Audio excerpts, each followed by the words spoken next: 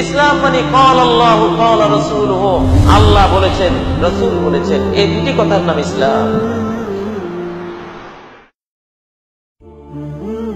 ইসলাম মানে কাজী ইব্রাহিমের বক্তৃতা নয়, ইসলাম মানে বাইতুল মুকাররমের খতিবের কোনো বক্তৃতা নয়, ইসলাম মানে কোনো পীরের বক্তৃতা নয়, ইসলাম মানে কোনো বুজুর্গের কথা নয়, ইসলাম মানে কোনো ইমামের মত নয়, ইসলাম মানে কোনো মনীষীর কোনো প্রবাদ নয়।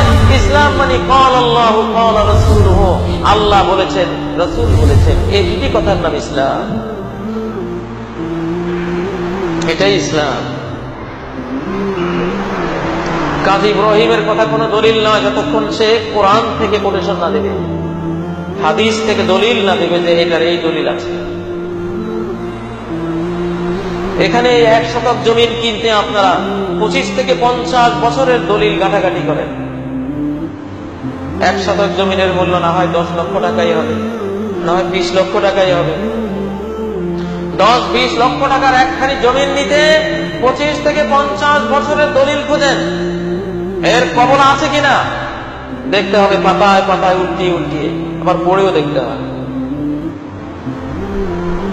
রিরাইটিং আছে কিনা, কলমের পোশাক 2 বার পড়েছে কিনা, এটা আবার কেন, বিশেষজ্ঞ রিপোর্ট লাগবে, দলিল ঠিক কিনা, সিএস রেকর্ড আছে কিনা। রেকর্ড না থাকলে এই জমি কিনা যাবে না, কারণ এটা তার কিনা প্রমাণ হয়নি। আরএস রেকর্ডও লাগবে, আরএস রেকর্ড ছাড়া জমিন কিনা যাবে না, কারণ এই মালিকের কিনা প্রমাণ হচ্ছে না, আদৌ এই জমিন তার আছে কিনা আমি বিশ্বাস করলাম না। খাজনার রসিদ আছে কিনা, কত দলিল, কত ডকুমেন্টস, কত এভিডেন্স 1 শতক জমিনের জন্য আপনারা খোঁজেন। বাঙালিরা কি চালাক, রিকশাওয়ালা শুদ্ধ এত চালাক, বাইতুল মুকাররমের খতিব কাজী ইব্রাহিমেরও এত জ্ঞান নাই, একটা রিকশাওয়ালারও যত জ্ঞান 1 শতক জমি কেনার জন্য গেলে। কি চালাক এই লোকটাই, বেকুব হয়ে যায়, ননসেন্স হয়ে যায়, জ্ঞান শূন্য হয়ে যায় ইসলামের কথা বলতে গেলে। কোনো দলিল খোঁজে না, কোনো প্রমাণ চায় না। হুজুর বলেছে, বুজুর্গ বলেছে, কয় যে এটা তো একজন মুসলমানে বলেছে, আমি মনে করেছিলাম দাড়িওয়ালা টুপিওয়ালা পাগড়িওয়ালা মুসলমান, উনি কি আর মিথ্যা কথা বলবেন, আমি তো দলিল পত্র খুঁজি নেই। এই হলো অবস্থা বাংলাদেশের মুসলমান। হুজুর বলেছে আর যায় কোথায়, বিশ্বাস বলেছে আর যায় কোথায়, এটা যেন কোরআনের বাণী না। দেখতে হবে, দলিল দেখতে হবে।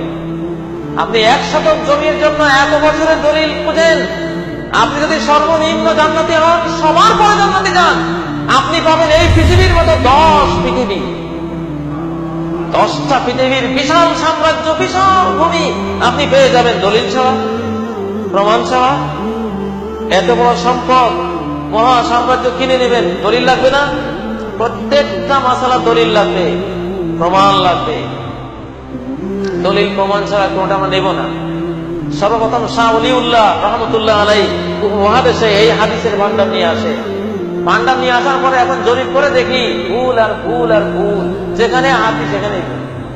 কারণ দলিল ছাড়া, কারণ দলিল ছাড়া জমিন যখন ভোগ করা শুরু হয়, দেখা যায় আপনার জমিন আমি 4 শতক খেয়ে ফেলছি, আবার উনি আপনার জমিন 3 শতক নিয়ে গেছে।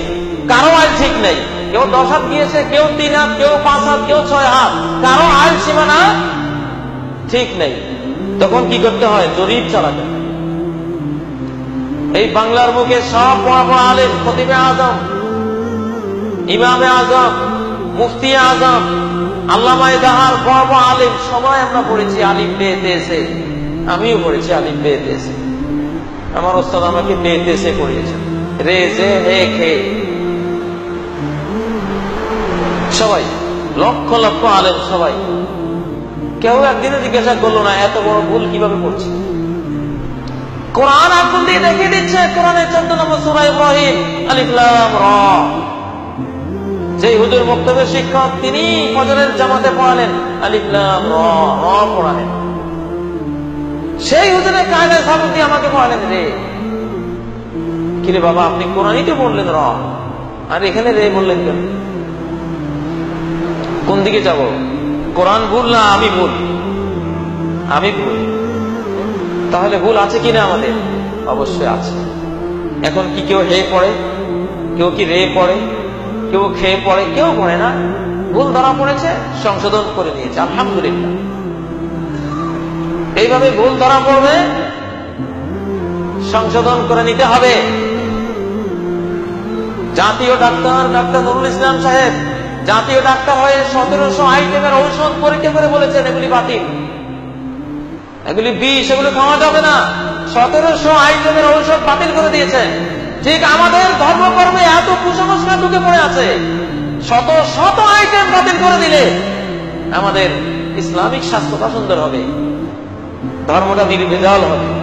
কত মিলাদ ঢুকিয়ে রেখেছি, কত তরিকা ঢুকিয়ে রেখেছি, কত নকশবন্দি, কত চিশতি, কত কাদেরি, কত মুজাদ্দিদি, কত হারুনি, কত শিয়া, কত ওয়াহাবি, কত গরম সুন্নি, কত কি আমরা ঢুকিয়ে রেখেছি।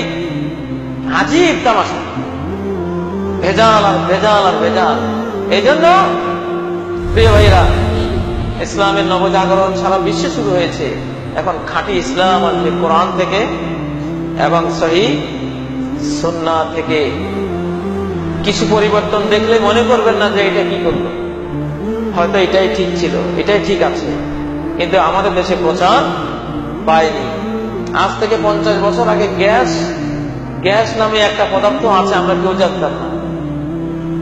বাংলার জমিনের নিচে হাজার হাজার কোটি ডলারের গ্যাস পড়ে আছে, কোটি কোটি গাড়ি চলবে, স্বপ্নে কেউ দেখিনি, কিন্তু জিনিসটা ছিল, আছে। এখন তুলতে পেরেছি, আলহামদুলিল্লাহ, তুলেছি, ব্যবহার করছি। এখন যদি গ্যাস দেখে কেউ বলে আমার বাপ চাচারা চলে গেছে গ্যাস ছাড়া, কখনো কোনোদিন গ্যাস দিয়ে গাড়ি চালাতে দেখি নেই। কোত্থেকে তুমি এটা নিয়ে আসছো, এটা আমি বিশ্বাসই করি না, এটা বাদ দাও। আরে ভাই, গ্যাস ছিল তো, শত শত বছর থেকে এটা ছিল, আমরা আবিষ্কার করতে পারিনি। ইসলামে অনেক জিনিস আছে, নামাজের মধ্যে দেখবেন আজকে মসজিদে অনেকে আমিন জোরে বলে, এটা ক্ষতির মধ্যে ছিল, আমরা টের পাই। এখন খড়ি থেকে আহরণ করে আনা হয়েছে, টাটকা জিনিস, আমল করো। আল্লাহ রাসূল মুহাম্মদ সাল্লাল্লাহু আলাইহি সাল্লাম সম্বন্ধে সহিহ হাদিসে এসেছে, ইযা ফারাগা মিন গায়রিল মাকতুবি আলাইহিম ওয়ালাদ-দাল্লিন ক্বালা আমিন ওয়া রাফা বিহা সাওতা।